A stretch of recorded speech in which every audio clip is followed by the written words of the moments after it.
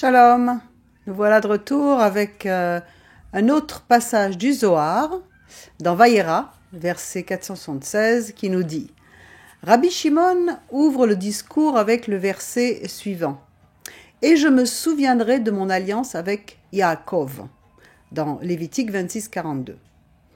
Le nom de Yaakov ici est écrit en entier, il inclut le Vav, alors que normalement on ne met pas le Vav. Alors il demande pourquoi, et il répond, il y a deux côtés. Le premier, c'est le secret de la sagesse, la chorma, une des sphiras supérieures, à savoir le Vav, qui est le secret du niveau de sagesse, chorma, où réside Yaakov. Bon, c'est le Zohar, toujours un petit peu complexe.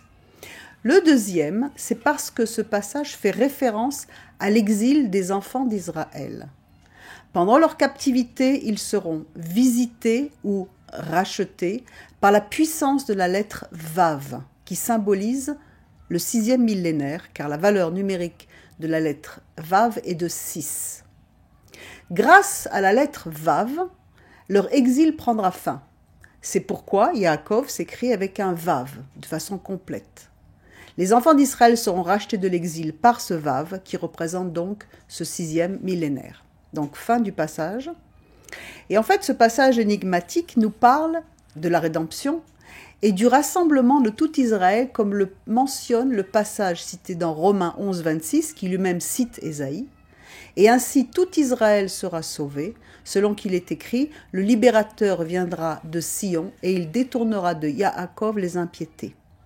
Et ce sera mon alliance avec eux lorsque j'ôterai leurs péchés. Donc, la valeur numérique de la lettre Vav, c'est 6. C'est également la lettre finale du nom Esav, Ésaü. Comme nous l'avons déjà mentionné dans le précédent Zohar, Esav représente Rome et sa fausse doctrine. La prophétie qui annonce qu'Esav servira son frère ne s'est pas encore réalisée. Je vous renvoie à Abdias, Ovadia, prophète Ovadia, chapitre 1, qui parle justement de la victoire de Yaakov sur Ésaü. Ensuite, le passage en Genèse 25-26 qui parle d'Ésaü nous dit « Et après cela sortit son frère, et sa main tenait le talon d'Ésav, d'Ésaü. Et on appela Yaakov.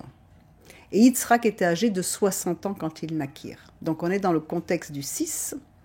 Et lorsque vous regardez, lorsque le Midrash nous dit « Lorsque le Yud, qui représente la main, parce que la main en hébreu c'est Yad, c'est écrit qu'un Yud, se saisira du talon d'Ésaü, c'est-à-dire plus précisément de la dernière lettre de son nom, le Vav, qui représente le 6e millénaire, alors la royauté d'Israël sera libérée de son long exil au milieu des nations.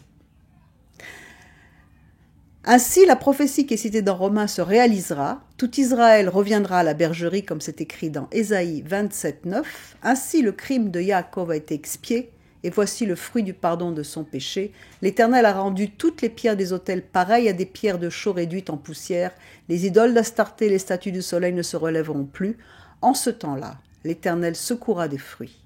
Depuis le cours du fleuve jusqu'au torrent d'Égypte, et vous serez ramassés un à un, enfants d'Israël.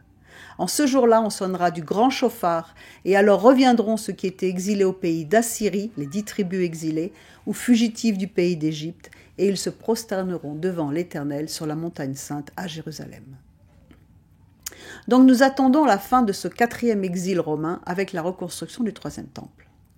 Mais d'une façon encore plus merveilleuse, la Torah étant un livre prophétique, sachez que cette lettre Vav est également appelée dans l'arbre des Sphirot, dans l'arbre de vie, le fils, Zeir Anpin, dans le jargon du Zohar. Ce qui signifie qu'en fait, ce sera par la main du Fils que viendra la rédemption pour tout Israël. Amen, qu'il en soit ainsi rapidement. Et si vous voulez en savoir plus sur les études du Zohar, sur le 4e degré d'interprétation de la Torah, inscrivez-vous à notre cours Introduction à la Kabbale biblique, un cours vidéo, les fondements kabbalistiques du Nouveau Testament. Et oui, sur notre site. Shalom et bon mois de Hadar, à très bientôt.